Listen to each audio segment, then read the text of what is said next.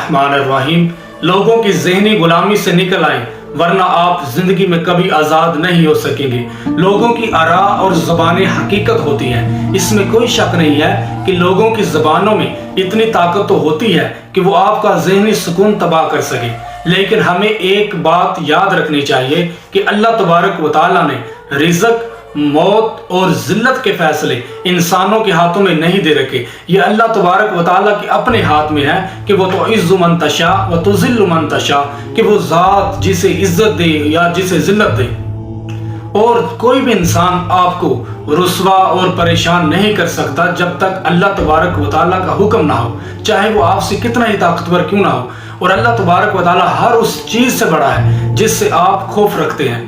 جیے اور بہادری کے ساتھ جیے کہ ہر انسان نے فنا ہو جانا ہے، کل من علیہ فان، ہر چیز نے فنا ہو جانا ہے، اور آخرکار وَإِنَّ إِلَىٰ رَبِّكَ الرُّجْعَىٰ، اور آخرکار سب نے اپنے پروردگار ہی کے پاس لوٹ کر جانا ہے۔